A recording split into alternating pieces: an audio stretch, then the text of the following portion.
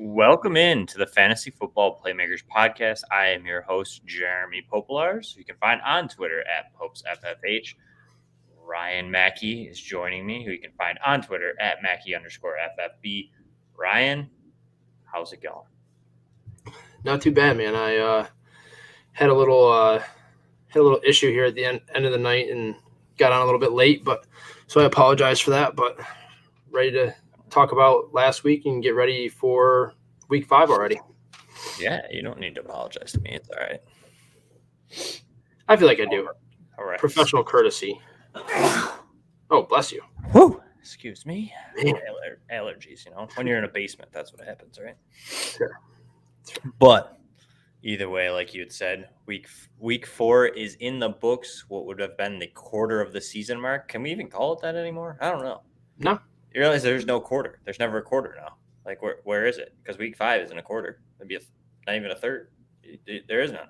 There's not even a half. There's not a half. You're right. Yeah, it's impossible. How are we supposed to do Technically, this? the waiver ad for week 9 would be the halfway point, right? I guess. I mean, if you want to say that, Wednesday of week 9. I don't know what date that is, but that's halfway. Either way, we're getting there. 4 weeks in. The Bills are 3-1, Ryan. 3-1. They turned it around. Yes, sir. I think if we played Pittsburgh 10 times, we would beat them 9 times. 9. Yeah. I don't know about 9, maybe 8. They'd fuck it up. 9. I think 9 sounds. Nah. At least as of right now. If we're playing how we're playing right now and they're playing how they're playing right now, we'd beat them 9 times. Nah, Bills are on fire right now. Yeah.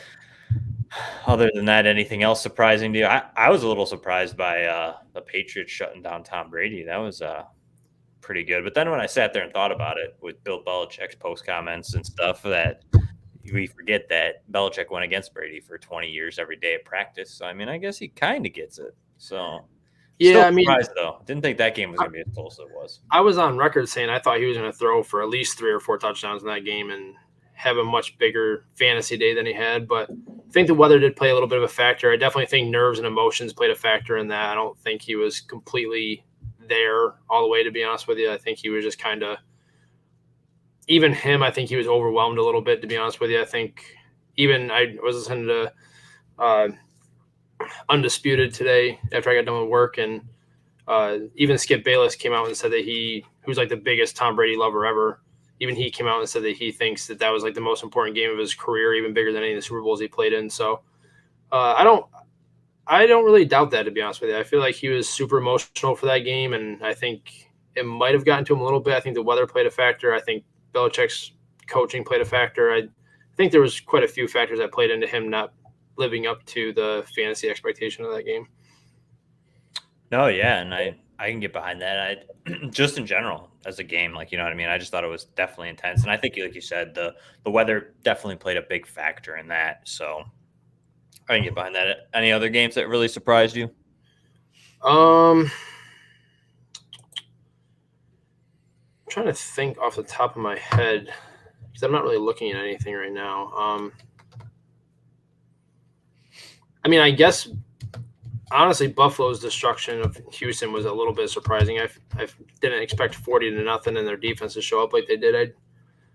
I was expecting Buffalo to win, and they were a huge favorite, obviously, but I didn't think they'd pitch a shutout and score 40. And especially in that rain, the rain looked a lot worse than what we initially had thought. I don't know. You live up there, so I didn't know if you saw Sunday during the show how bad it was, but it looked pretty. It looked like a torrential downpour. Yeah, it was from live. Yeah, it was pouring pretty good here. Yeah, and the weather was only calling for like light rain, so I didn't really think it was gonna be that big of a deal. But then when I was watching the game, I was like, it is not a light rain. It is pouring. It definitely lightened up for a little bit too there for part of the game, so that helped a little bit. But yeah, I mean, I expected them to win. I expected Houston to get some points. I didn't really expect another shutout, but. I was a little surprised too by the Giants. You know what I mean? The Giants go in, they beat New Orleans. That definitely was a surprise there for me. Didn't see that coming. I didn't think the Giants would have any fantasy options this week. And turns out Saquon Barkley had a really good week and made me look like an idiot for trading him. So that's pretty cool. What about the Titans and Jets game? Yeah, a little. That was definitely a close one.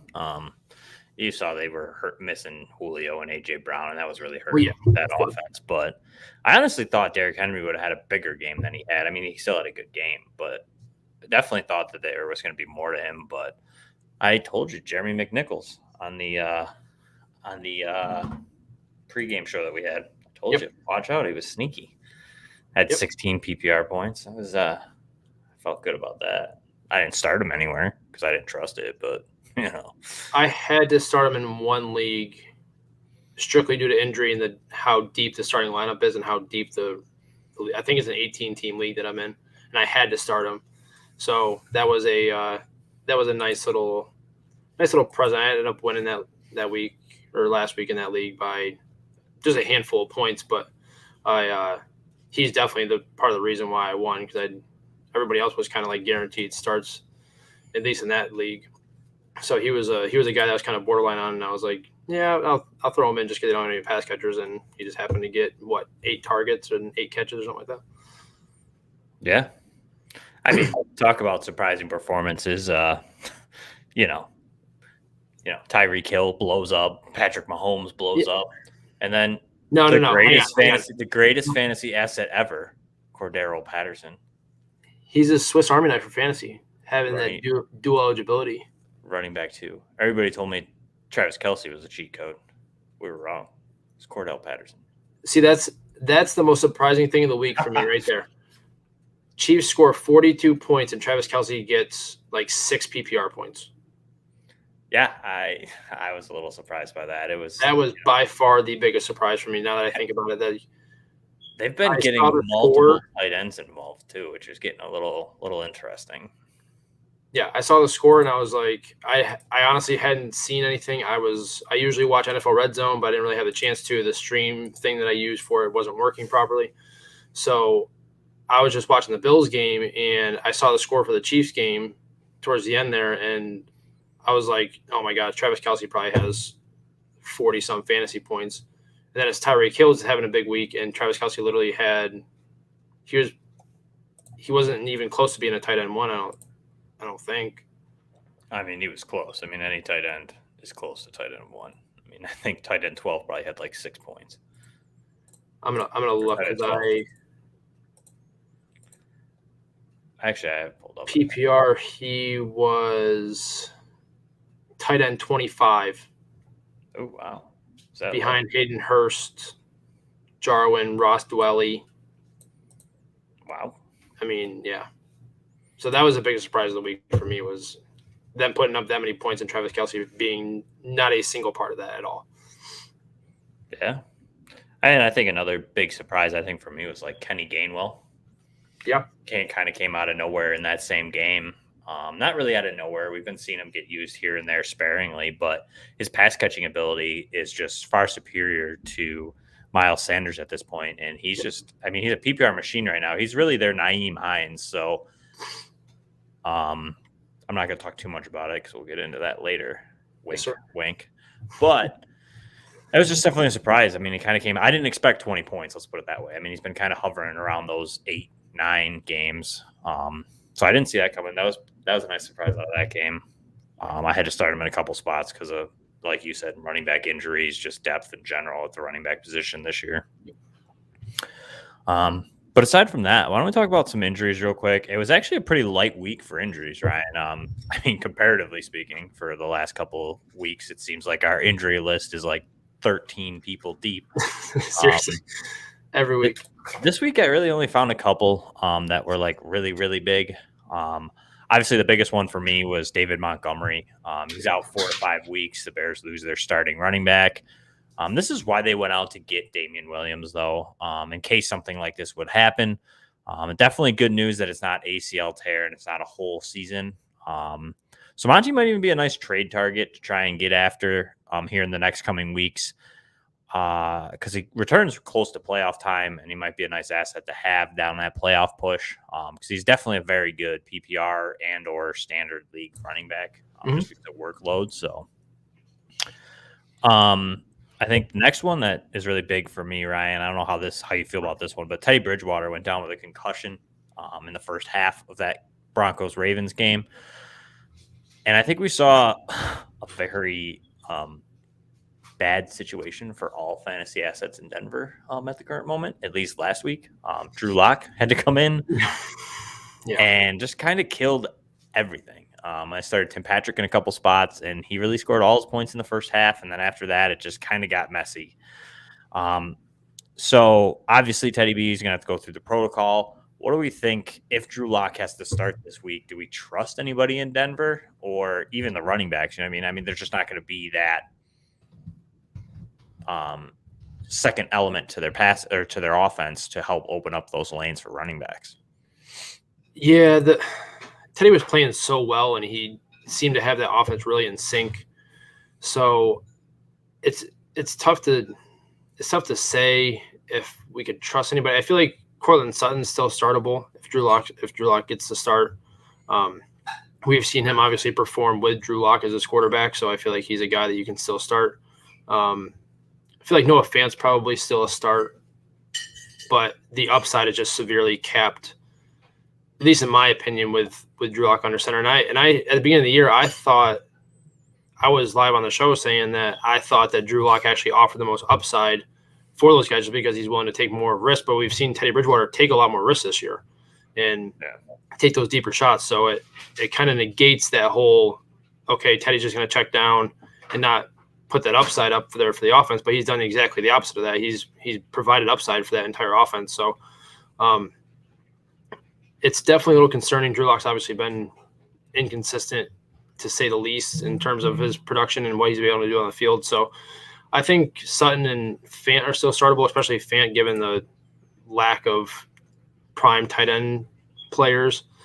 But other than that, I'm not really sure I'd be willing to start anybody else if he's the guy, especially going against Pittsburgh's defense. I know they haven't been great, but they do play Pittsburgh. I believe that game's in Pittsburgh as well, so it would be a little bit risky to start anybody outside of those two. And even Sutton's probably more of a flex play than a wide receiver 2 play. Yeah, I kind of agree with you there. I feel like if I have any Tim Patrick shares, I'm probably holding off if Locke starts this week. But like you said, I feel like Sutton's kind of a flex play. And I hope Locke looks better than what he did in that second half from what I saw on Red Zone and kind of just watching the game, like on CBS, I think it was on or whatnot. Yeah. But he didn't look great. You know what I mean? A lot of inaccurate throws, just kind of off kilter. So I hope that he looks better this week in general if he does have to play, which we don't know. We'll have to see till later in the week. So I would lean toward he might end up playing. I just feel like if Teddy B gets out of concussion protocol, it probably won't be till later in the week. And I don't know if they'll be willing to kind of just toss him in there. Probably, but we'll have to see. It's probably going to be a later in the week thing that we find out. Yeah, and I mean, if you really look at it, both of them were pretty ineffective against that Ravens defense last week. I mean, it's not like Teddy was really lighting it up, but I feel like he had that offense in a relatively smooth operation going on over there. And then Drew Lock comes in and throws a pick, and I mean, barely completes 57% of his passes. So you just have to understand that he's not going to offer that same upside as Teddy was going to offer. And I think the Ravens defense is just getting a little better. Yeah, they are. As the season goes on. They're still weak against tight ends, but in general, I feel like they got a little bit better, especially against the run. Because in the beginning of the year, they were a little loose against the run. I think they tightened that up a little bit. So that kind of hurts, what I mean, trying to get that play action or anything going there for the Broncos. So, well, I think the running game actually would have been effective because both Melvin and Javonte both averaged over 6 yards a carry. It's just they were behind the whole time, so they had to throw, and they couldn't really establish the run properly. So that's kind of to be seen if they're better against the run or not. But Javonte established the run. 7 yards a carry. A run. That man, he had a manly run. He did. I didn't know. I didn't watch it, but he had to be on angry runs today. He had to have been. I don't know. But if somebody I didn't see it, so I don't know. Please let me know. If not, I'll have to look it back up because, it's on NFL Network, or I'll just tweet Kyle Brandt and see if he answers me. Either way, DJ Chark hurt probably many hearts this week in fantasy football.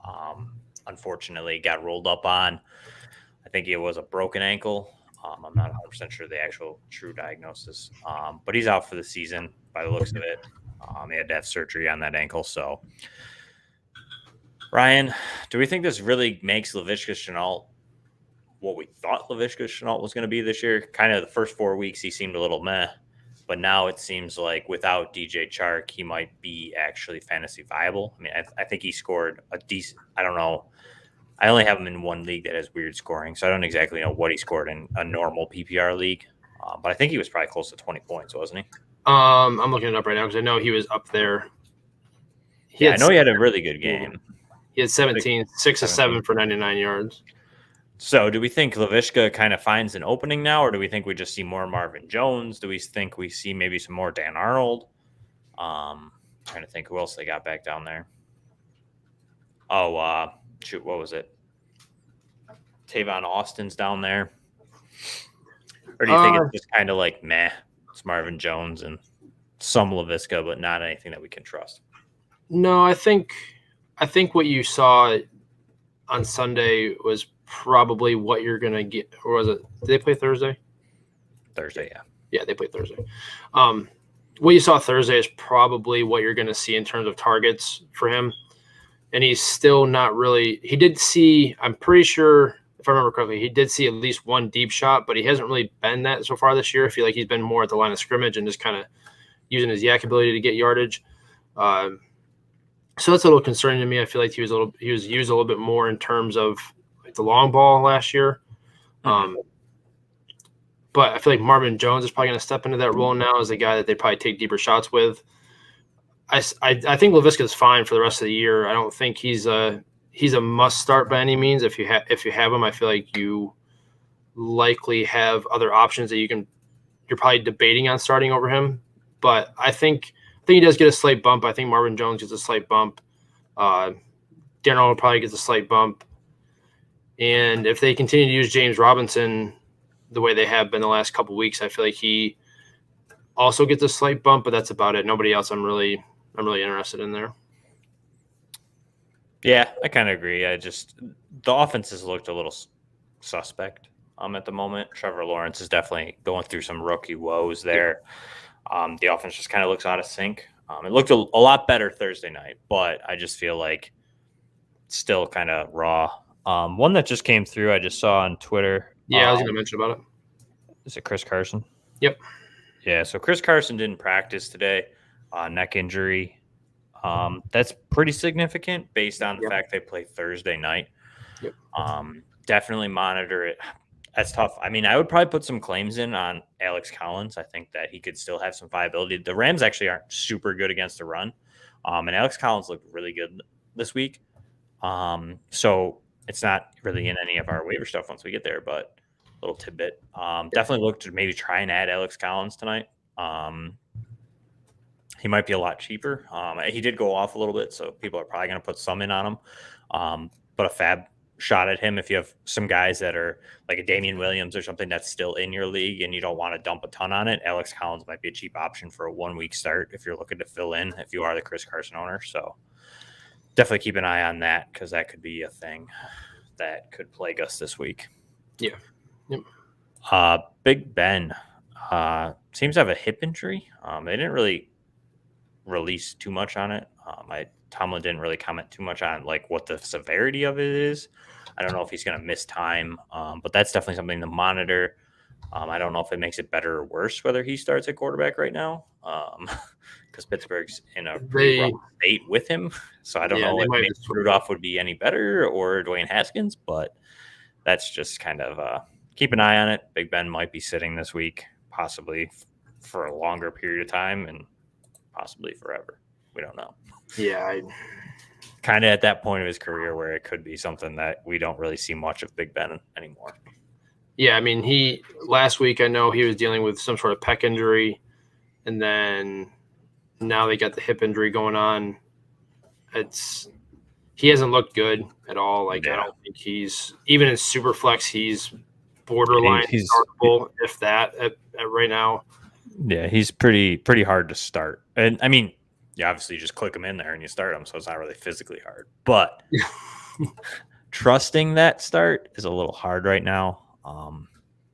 I definitely kind of saw it coming. Like I was kind of fading him in the off season, but I thought at his ADP, like if you were doing a startup dynasty, even possibly redraft, like he had a decent ADP for the weapons he had, and he could have had a big bounce back here. It just kind of seems like he's not really recovering from that surgery as well as we thought. It just seems like he's kind of slow and just kind of almost just seems like over it mentally. Like he kind of seems a little checked out. Yeah, I mean. He's QB 28 right now. He's only ahead of Zach Wilson and Jacoby Brissett for guys that have more than 75 pass attempts so far this year. So, I mean, it's not good. All right, Ryan. Starts and sits. Did pretty well this week. According to these notes, you did pretty well. I forgot to check what I did this week, but up to this week, I was on a pretty good start with the yards per article. I was 4-0 for wide receivers. There you go. Yeah, on my starts and sits. The rest weren't too bad, but I did notice that. So, not really a big wide receiver guy. Like I don't consider myself a wide receiver guru, but apparently I was doing pretty well in those matchups. So, there, I'll give myself a little plug. All right, Ryan, you talk about yourself. So. Yeah, like you said, I mean, it was a pretty solid week. We were pretty rough in week 1, got a little better in week 2, saw a little jump in week 3, and then last week, I mean, did really, really well. 15-2-1 in terms of start sits. Aaron Rodgers was the only one that finished as a QB start that finished right around where he was ranked. The only guys that I missed on was starting OBJ, who had a bad night, and sitting had a big night. Kenny Golladay, who also had a again. Who saw that? Let's be honest. New Orleans, and they have like no weapons. They're all hurt, and here Daniel Jones comes out of nowhere. And he was on the injury report, and he should have been shadowed by Marshawn Lattimore. I'm not sure if he was. I didn't see the game. I didn't watch it. I only saw the red zone highlights, so I don't know. But. I mean, Sam Darnold was a QB1. He was my start of the week for quarterbacks. Tyler Heinicke was my other one. He was a QB5. Zach Moss was an RB2. CEH was an RB1. And even Michael Carter was a low-end RB2 in 12-team leagues. So, I mean, and Jeremy, you called the Dawson Knox start. So, I mean, we did very, very well in terms of start sits this week. And even looking back, thinking back on like the start sit questions that we got live, we hit on a lot of those as well. So very happy with how we did the past week. And I feel like as the season progresses, it'll get a little bit easier to do that. I'm not saying we're going to go 15-2-1 every week for the rest of the year, but in terms of staying positive and at least getting the majority of them right, I would say it should be a little bit easier from here on out. Quick question from Kellen Brown. CD and DK for Devontae Adams. Ooh, if it's too much.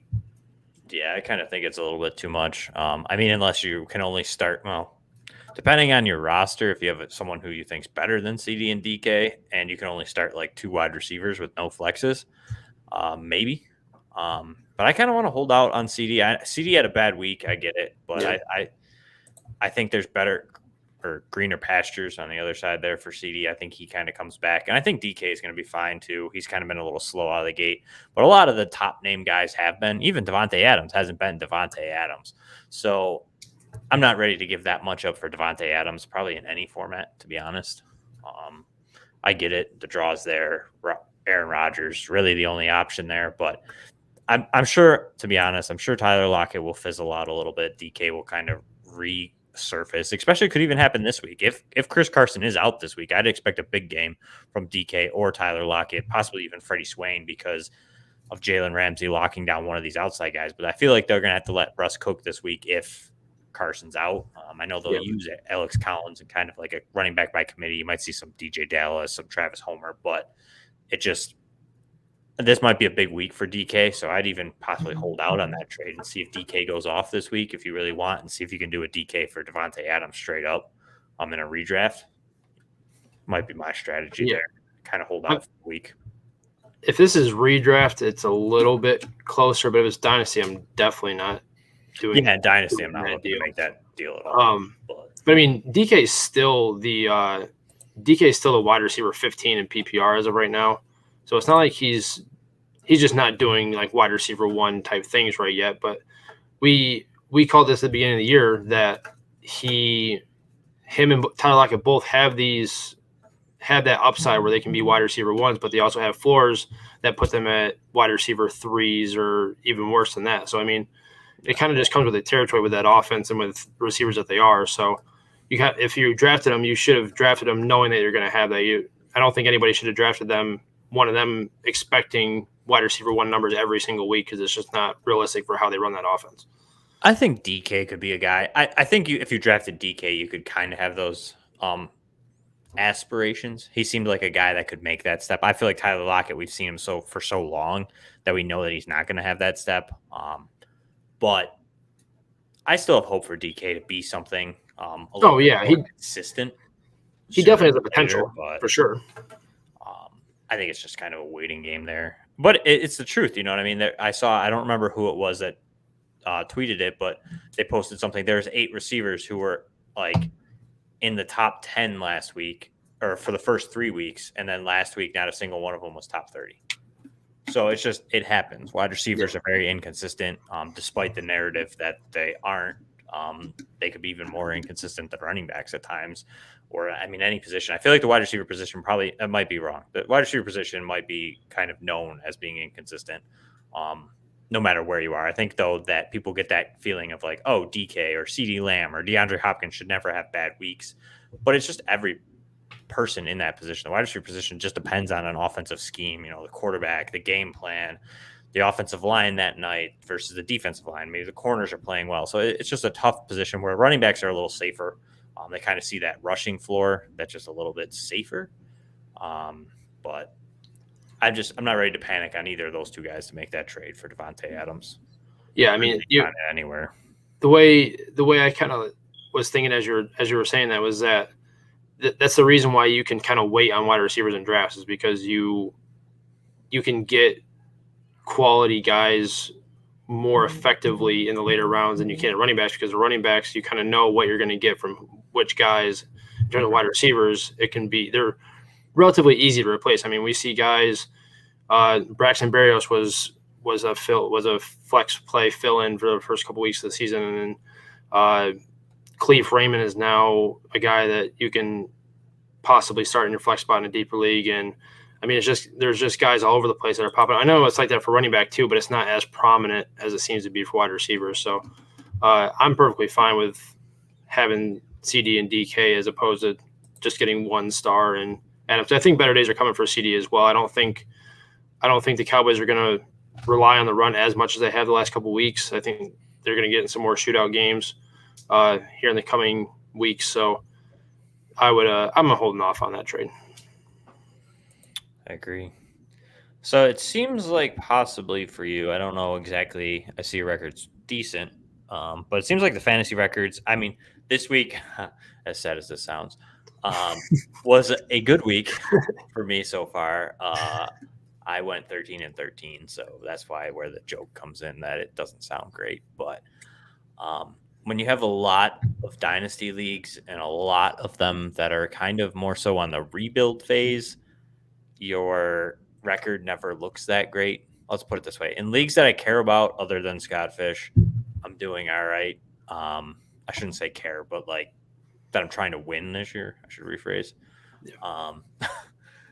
Some of them I drafted, I thought I was going to win, and now I'm 0-4. So I'm not saying that I'm super smart. I'm saying that at this point I've just chalked my losses. My teams are just injury ridden, and DJ Chark is another one that just got added to it. So it's inevitable. It's just that time of year. I'm going to print out spreadsheets of my teams. And then if you roster any of these players, you might want to trade them because they're probably going to get hurt because that's how my year's going. So, and start whoever Jeremy's playing against.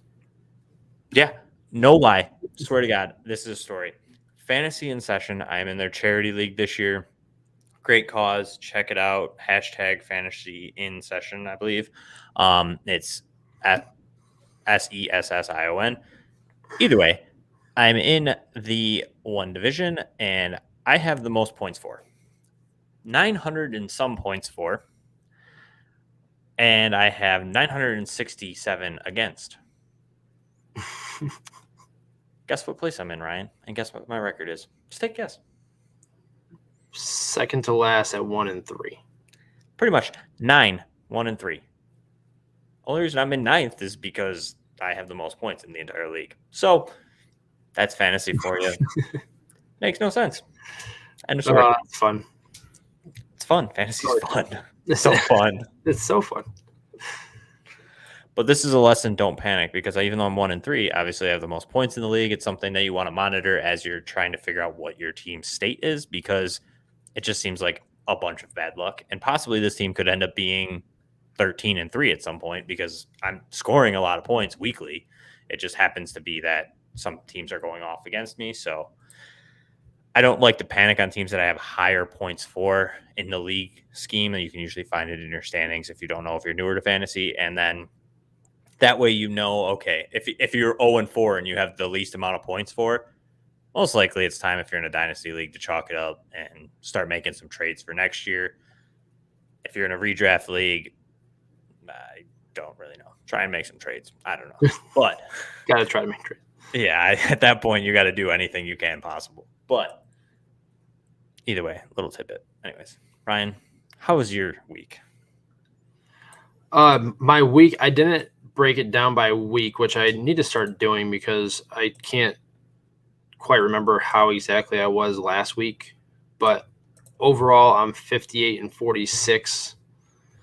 So in 26 leagues, 58-46 overall. It's not horrible. I am in 2 or 3 rebuild leagues, and Scott Fish, I'm 2-2 in. Just rub it in. Had a really low point total last week. I can't remember. Aaron Jones killed me in Scott Fish, and Matt Ryan, my 2 quarterbacks, Matt Ryan and Kyler Murray, killed it for me. And then I think my opponent might have had Cordero Patterson in his lineup. And I hate to see it. Could you imagine if you went against somebody who had Mahomes, Patterson, and Tyreek Hill?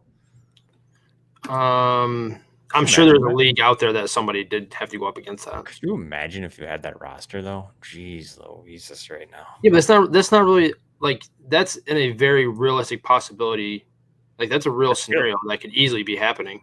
Yeah. I mean, could you imagine, like, looking at that in your league? There's a league that I'm in that's, like, one of my more important leagues. It's one of my bigger money leagues. The guy has Mahomes, Kelsey, and Mike Williams. Up until this week, I was like, Jesus, this team is, like, unbeatable at the moment. Oh, he has Najee Harris, too. Like, he has all these guys that are going off right now. And I'm like, this team's just, it's untouchable. I don't know what I'm going to do. Yeah, but, I mean, come next week, they could be injury riddled just like half the other teams in fantasy right now. So, yeah. He didn't score a lot of points. He did win this week, but. Yeah, Kelsey getting 6 I'm sure hurt him. Yeah. Mahomes helped, but. Yeah. Either way. Ryan, waiver ads. That's what we're here for. It's week 4. Going into week 5, you might be 2-2. You might be 1-3. You might be 4-0, 3-1. Either way, we're trying to make some waiver ads this week.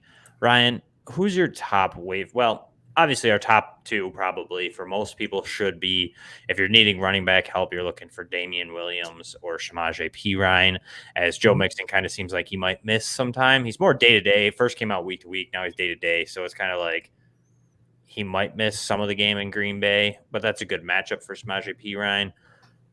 So he might be worth an ad if you're the Mixon owner. Other than that, I'm not dumping a ton on him just because he doesn't seem like he's going to be a sustainable starter. Where Damien Williams, you're guaranteed 4 to 5 weeks aside from his injury. Also, if he's playing really well, you might see David Montgomery kind of have to split carries with him for a little bit until he gets fully healthy, especially with that type of knee injury. Sometimes we've seen it where they try to come back and it doesn't really lend greatly to him. So Damien Williams for me is a big guy you want to get if he is on waivers. He is rostered in like 60% of leagues, so it's really hard to get him. There's very few far in between that he's out there. But if he is, I definitely put a claim in on him if you're in waivers and fab. I mean, I would dump a good amount on him. I definitely think it's worth it because you're right in that heart of the season, whether you're 4-0 or you're 1-3. These next 4 or 5 weeks, if you can get a valid starter that's an RB2 that can help you get into the playoffs, that's definitely something that's worth some fab there. I also don't see too many more popping up. You know what I mean? Like the depth at running back, a lot of these guys are committees. So if you see, say, like a Singletary goes down, Zach Moss is mostly already rostered. You know what I mean? Stuff like that. Yep. So there's very few that are going to be left that these solo guys have a handcuff behind him that's probably on your waiver wire. So I'm in. Toss a decent amount on Damien Williams. I think he still has some juice in him. So aside from that, Ryan, who's one of the guys that you're looking at outside of him? He was a guy that I talked about last week, and you already mentioned him today, and that's Kenny Gainwell. He's still only rostered in 46% on Sleeper and 35.7% on ESPN. He's gotten 18 targets so far this year. He's gotten at least 9 opportunities in 3 of his 4 games this year. The only game he didn't was that weird Dallas game where I thought he would actually get more run than he did, and that game was just kind of confusing in general.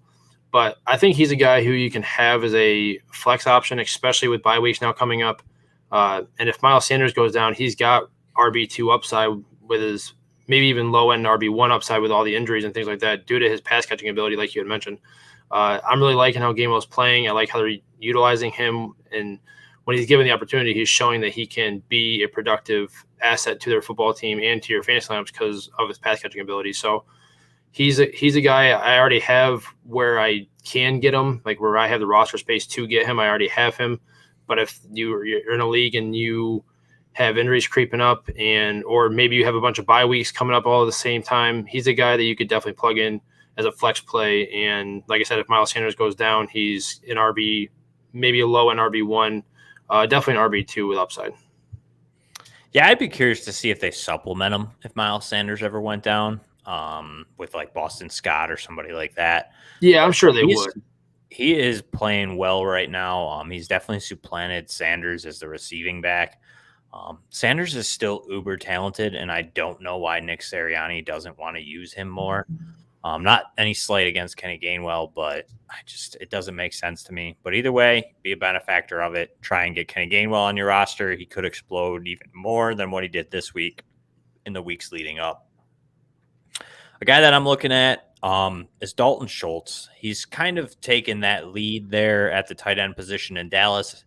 Most of us, including myself, really wanted it to be Blake Jarwin, but both have similar athletic profiles, so it really was a coin flip at who was going to get that. And it appears to be Dalton Schultz at the moment, especially in the red zone. Dak is definitely preferring the Dalton Schultz side of the two pairings because both of them are on the field a lot, especially with Michael Gallup being out. I also wonder, too, Dalton Schultz just kind of gets a little sneakier. He tends to line up in line where Jarwin lines up outside off the line as almost as like a slot type receiver.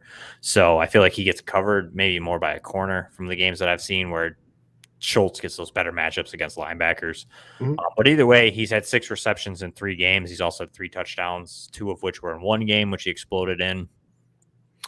It just kind of seems like it is kind of like a best of luck. But the last 2 weeks, Dalton Schultz has kind of taken over that role from Jarwin. Jarwin sees some targets, but Schultz seems to get the touchdowns. And in the tight end position, we see it with Dawson Knox, who I'll just talk about at the same time because he's another guy that I'm still in on. I know he's owned in probably 50% of leagues, so he's not out in as many of them. But I'm still in on Dawson Knox. I know right now it seems like a hot streak. I don't know if he can keep up with it. But I'm going to ride it at the tight end position. That's really weak right now. Even the top guys. I mean, George Kittle's struggling this year. Mark Andrews isn't Mark Andrews. Even honestly, Darren Waller. Darren Waller is way closer to the pack than he is Travis Kelce this year. So right now, anybody who's scoring touchdowns, I'm trying to add as a flex position. Even that in general, like Logan Thomas. Say you drafted Logan Thomas. Right now, I'm starting Dawson Knox over Logan Thomas. Just because of the pure fact of the passing offense and the volume. The Bills look really good. They scored 120 points over 3 weeks right now, and they just seem to score against anybody. It doesn't matter who. And right now, Dawson Knox is kind of that benefactor, along with Dalton Schultz, who's in the similar situation in Dallas, just a little bit more competition, but he's less owned. So for me, I'm in on trying to get Dalton Schultz and or Dawson Knox this week on what seems like a little bit of a weak waiver wire week. Yeah, and I mean the same thing can be said for both of your guys. Both of your guys there. I mean, bye weeks are going to be a thing. They come hard, especially at the beginning of the year. I think week 7 has like 6 or 7 teams on a bye. So a lot of good ones too, like a lot of good fantasy asset type. A lot of big name players going by in week 7.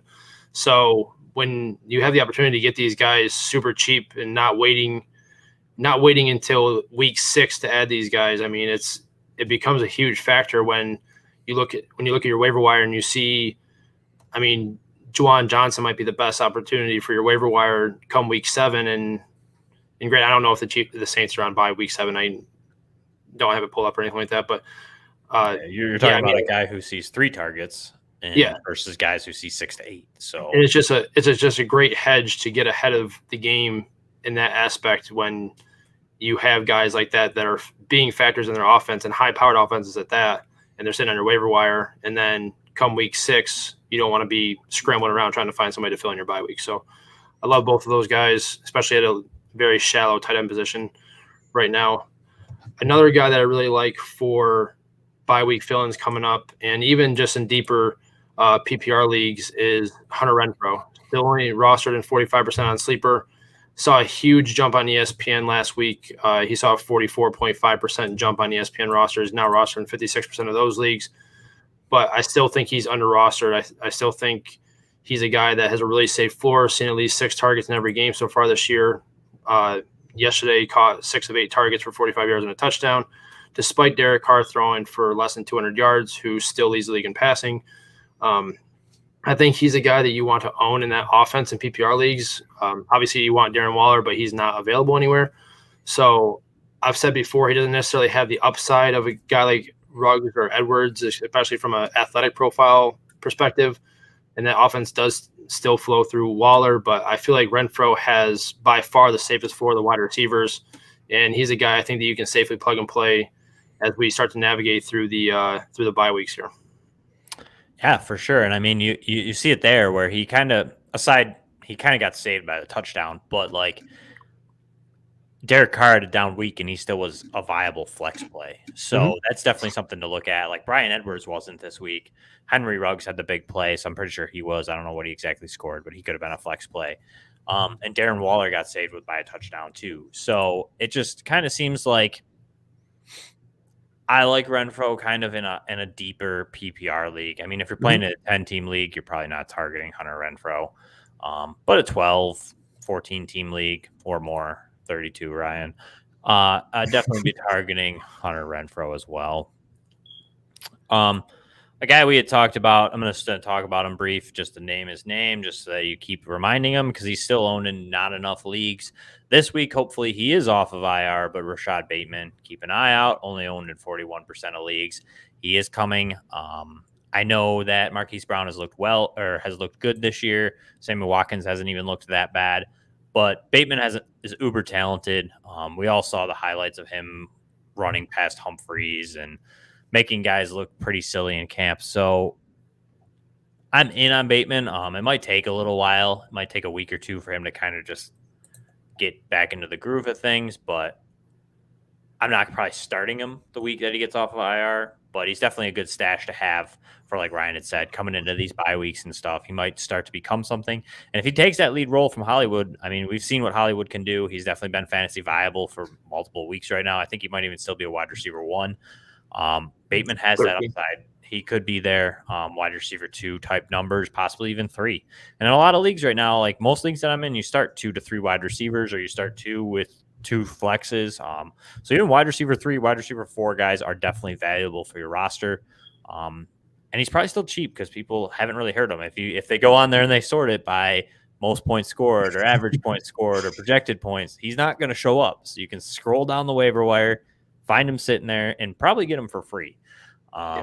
I even got him for free, I think, in Scott Fishbowl. So that's how someone dropped him, because there's no IR in Scott Fishbowl, and I got him like 2 weeks ago. My team is 0-4, so it doesn't really matter. But either way, I definitely like it. Definitely a guy I'm targeting. Yeah, I completely agree with that. Just to touch on that real quick, if you have the wide receivers to do it, I would be trying to sell high on Marquis Brown right now. Just just for the simple fact that I do think Bateman's more talented than he is. I think he does take over that wide receiver 1 role eventually. And I would personally try to look for a trading partner that wants the wide receiver 1 in an offense right now. Like if maybe somebody has wide receiver issues, or guys are getting nervous about their wide receivers, are looking to trade for a guy that has the upside that Marquis Brown has right now. I'd be looking to see if they're willing to sell for wide receiver 2 value on him, because Bateman is coming. I liked him coming into the draft. I liked him when he got drafted to Baltimore because I felt like he could be the wide receiver 1 there. So, and I could be wrong. I could completely whiff on this, and Marquis Brown can stay as a wide receiver 2. Right now he's wide receiver 13 in PPR, but Bateman's on the verge of making his debut. So in that aspect, I'm personally looking to trade him if I can in any leagues that I own him, especially redraft leagues, to see if you can get some wide receiver 2 value for a guy that might be the wide receiver 2 on a run first offense here within a couple weeks. Yeah, I like that. And look at teams like that roster AJ Brown or T Higgins or DJ Judy or DJ Chark, like these guys that are kind of missing these wide receivers that just went down and or are kind of like on short-term IR that need a guy that's in between a fill-in. Like Ryan said, you might be able to get a little bit extra for someone like that. I kind of agree. It's tough because Marquis Brown might be viable most of the year. I mean, Bateman might take longer than we expect. So it's definitely risky. But I like it because I do think long-term Bateman can overtake Marquis Brown. So I agree with you there. Yeah, that's what I mean. Like if you're in need of running back help and somebody needs wide receiver help, maybe try to talk them into Marquis Brown and see if you're willing to move one of the running backs for a guy that they feel like is going to be viable for the rest of the year. Maybe they're not thinking of Rashad Bateman coming back. So I'm just saying, like I said, I could be wrong. I could completely whiff on that, but that's just what I'm personally trying to do. Because like I said, I really like Bateman. I think he does take over that wide receiver 1 job eventually. So I think he's just too talented not to, but we've seen other talented receivers not do very hot so far this year. So like I said, could be wrong, but that's just what I'd personally be doing. But my last guy for waiver ads is honestly pretty high on my waiver priority, and that's Jameson Crowder. Currently owned in 22% on Sleeper, 17% on ESPN. Made his season debut last week, immediately led the team in targets and catches, 9 targets for 7 catches, 61 yards, and a touchdown. Last year in 12 games, Crowder saw an average of 7 targets per game, and I think he sees right around there again this season, barring any injury. Zach Wilson hasn't looked the greatest, but with a veteran like Jameson Crowder adding to that middle of the field, aspect of the game makes it a little bit easier on rookie quarterbacks like that. So he's going to be a favorite target of Zach Wilson's. Weeks 1 through 6 last year before he got hurt, Crowder was wide receiver 7 on a point per game basis in PPR. So, and I'm not expecting him to be that. I'm not expecting him to be wide receiver 7 for the rest of the year, but it shows what he's capable of, and a guy that definitely needs to be owned in more than 22 or 17% of leagues, in my opinion. I am all in on that. I am a Jameson Crowder truth from inside to out. He was so cheap and always has been, and he's just a PPR machine. If you want to play in a PPR league, you need to get Jameson Crowder. Yep. We've seen what other slot type receivers that are good at getting open, have quick feet, have the speed, have the hands to make these catches and be reliable, do for rookie quarterbacks. We've seen not even rookie quarterbacks, young quarterbacks will rephrase.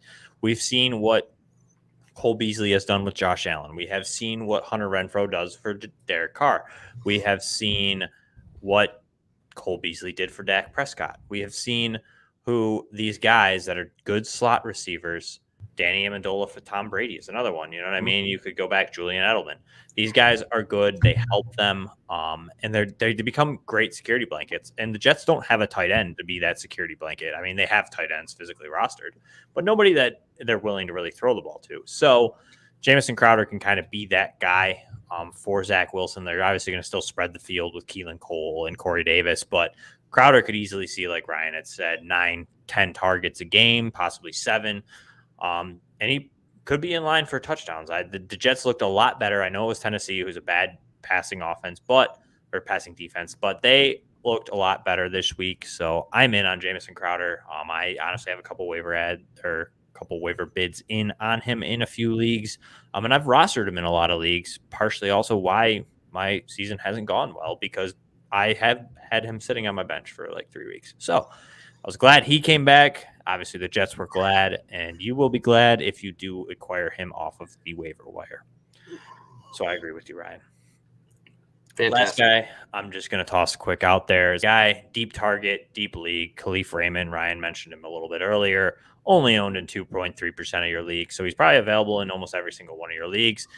If you have possibly a T. Higgins injury, or you have somebody like that, and you need a guy, your roster can't handle this, or you want a guy that you can kind of plug in for flex, Raymond kind of seems like that guy right now. I'm not tossing a ton because Amon-Ra St. Brown saw a decent target share this week. We've seen Quintez Cephas see a good target share, and obviously TJ Hawkinson and DeAndre Swift are there, who are going to steal targets too.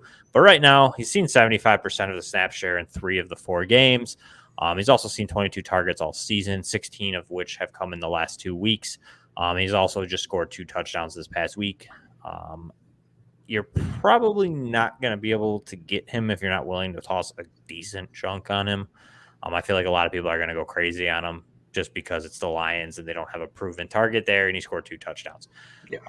But I'm willing to toss, probably what would you say, Ryan, 5% maybe of your fab kind of on him and see if you get him, if you really need wide receiver help in the immediate future. I don't know if I foresee him being a long-term option, but he might be good enough for a few weeks here if you need to get through an injury or you need bye week fill in. So it's a guy, monitor it, see if you can get him. And even if you don't want to put anything in on him, just if he makes it through waivers, he might be a good guy to add if you have somebody you can drop, or you have an injury, or your league allows you to put players who are out in the IR position. It might be a good add to add this week.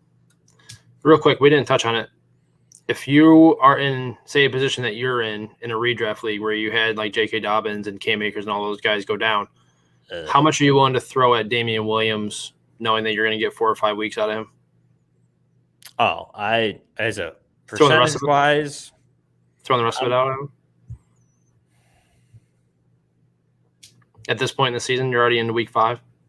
If I'm week 5 and I manage to be, I mean, I guess it doesn't matter if you're really bad, but if it's a dynasty league, I'm not tossing all of it just because you might see a young guy kind of explode near the end of the year.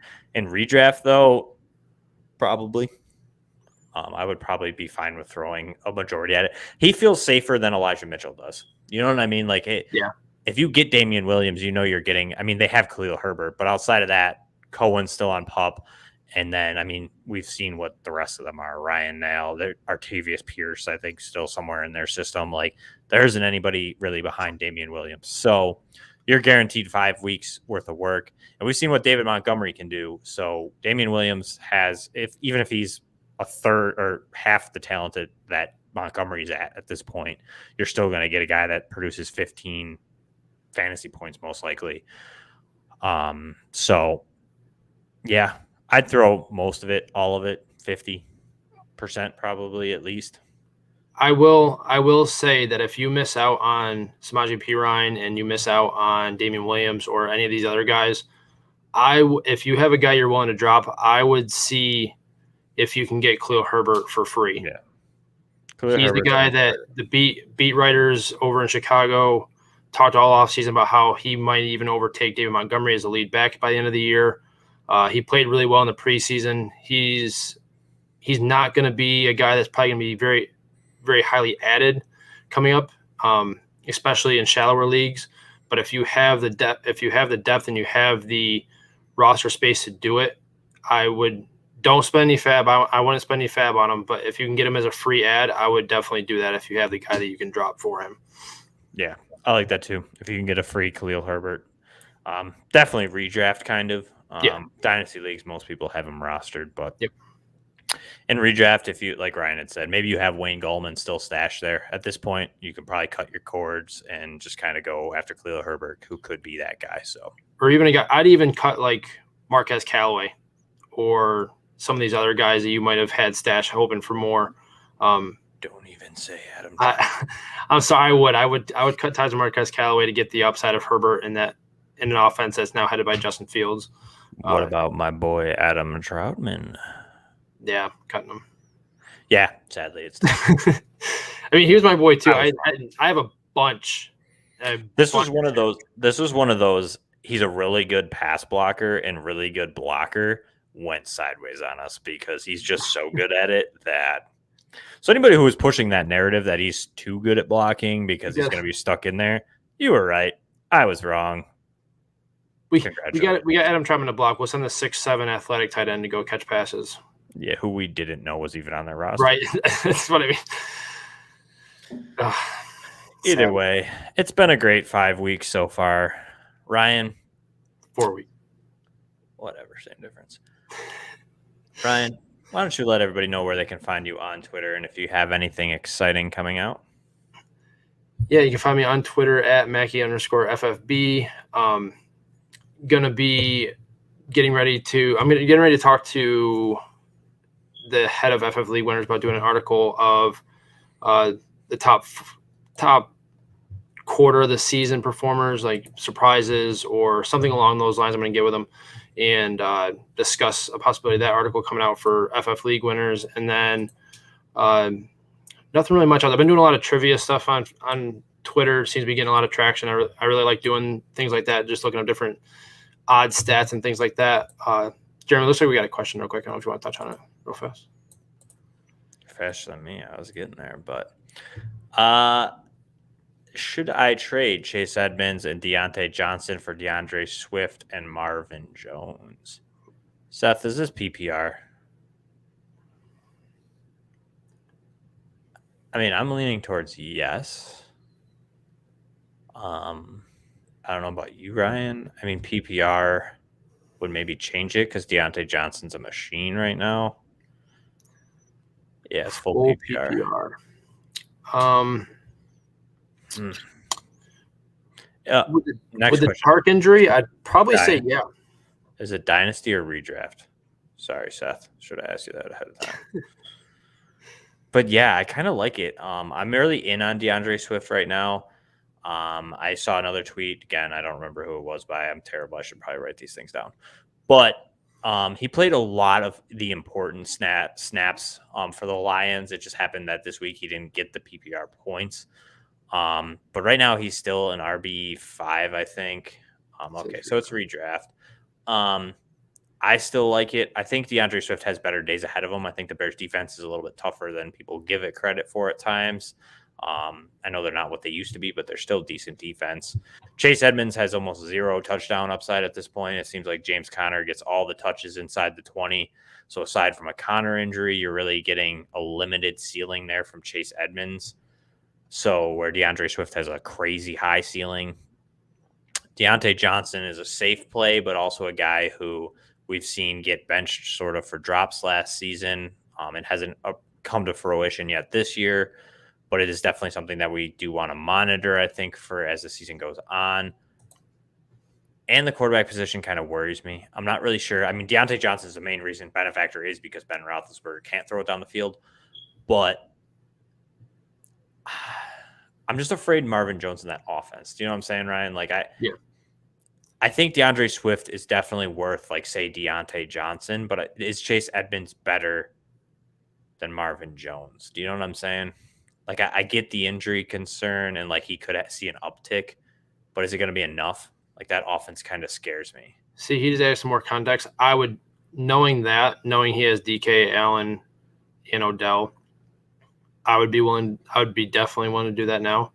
The other thing that makes me a little bit nervous about Deonte is that if, say, they do switch to Dwayne Haskins, that offense might change dramatically, and Deonte might not get those targets and might not get as many opportunities as he has been with Ben Roethlisberger. So that is another thing that I would be considering. And I mean, what exactly the offense would look like with Dwayne Haskins in the ball game. So with the uncertainty at quarterback, the upside of Swift, I feel like you said, Edmonds doesn't really have that touchdown upside. That's really kind of going to James Conner, or they're just throwing through the air. And Kyler's also still there. that can take away touchdown upside for him. So I would do that. I feel like you're downgrading a little bit at wide receiver, obviously, with the PPR upside of Deonte. But in terms of just overall side of the trade, I feel like DeAndre Swift is worth more than Chase Edmonds, and he's worth more than Deontay Johnson's worth more than Marvin Jones to me. Yeah, and I mean, you could argue DeAndre Swift for Chase Edmonds and Deontay Johnson's a fair trade. So I feel like Marvin Jones is almost just free. To put it in context, Seth, I was willing to part in Dynasty with Saquon Barkley in a trade with DeAndre Swift. So I'm in on DeAndre Swift. I like that deal, especially stacking with Kamara. Kamara's kind of come out and been a little bit of a letdown in PPR leagues, but if he kind of turns into what he has been here in the next coming weeks, if you pair him with DeAndre Swift, that could be a deathly combination there. And then, like Ryan had said, if Allen Robinson turns it back around, I mean, you have DK, Allen Robinson, Swift, and Kamara. That's a pretty nice lineup. I like that a lot better than a lineup that has DK, Deonte, and Chase Edmonds. So, yeah, I would do it. I think it's worth it. I like. And better days are coming for Allen Robinson too. It's going to happen. He's been close a couple of times to having big days. He had a drop touchdown pass, I think 2 weeks ago, or just last week. So better days are coming for him too. Hopefully the Bears don't mess that up and start Andy Dalton again. But I think they're. I still think better days are coming regardless of who's starting for him. Even with Andy Dalton though, he can be viable. Yep. And especially with the Montgomery injury, you might see an uptick in targets. So yep. I definitely like it, Seth. I think you could be fine making that move. Alrighty, and that's it for us guys and ladies. You can find me on Twitter. I'm your host, Jeremy Popelards. You can find on Twitter at PopesFFH. Any of my writing is over at the Sports Gambling Podcast Network and Yards Per. And you can send any start-sit questions to me and Ryan on Twitter, or you can send them to the show's Twitter at FF Playmakers. We're also here live on Sundays from 9:30 till about 12. To answer any live start-sit questions, usually through YouTube, as Twitter has kind of blocked us out of it, accepting comments. So definitely come through us through YouTube, and we'll get your questions answered. So until next week, see you guys.